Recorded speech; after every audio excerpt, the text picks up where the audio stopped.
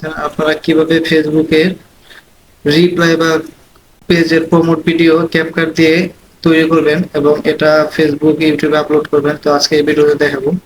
আমি চলে যাচ্ছি হচ্ছে মোবাইল স্ক্রিনে। তো সর্বপ্রথম চলে যাবো হচ্ছে আমি ক্যাপকাট অ্যাপে। আপনার প্লে স্টোর থেকে ক্যাপকাট অ্যাপটি ডাউনলোড করে নেবেন।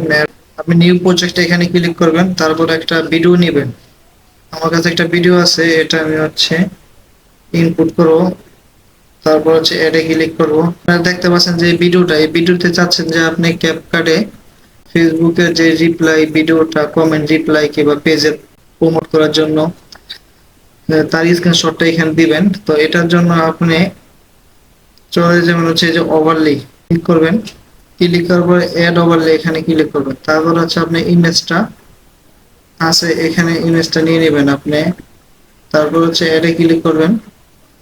তারপর এটাকে ছোট বড় করে,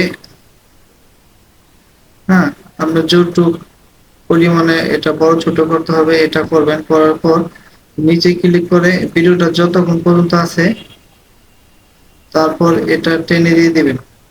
তারপর এখন যদি আপনি ভিডিওটা ক্লিক করেন, আপনার যে রিপ্লাই বা পেজের ভিডিওটা করতে পারবেন। আর আর এটা সম্বন্ধে আপনি যা যা ইচ্ছে তা বলতে পারবেন, এই নিয়ে ভিডিও করতে পারবেন ক্যাপকাট দিয়ে। তারপর হচ্ছে এখানে 720 ক্লিক করে এটা এইচডি করে দিবেন। এইচডি করার পরে এখানে যে ডাউনলোড চিহ্নতে দিয়ে আপনি এটা সেভ করে দিবেন। দেখেন এটা সেভ হয়ে গেল।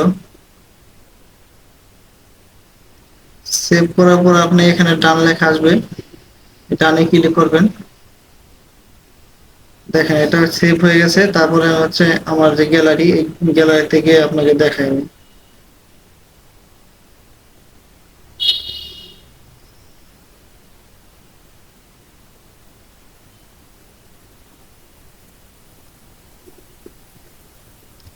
এই যে দেখতে পাচ্ছেন ভিডিওটি।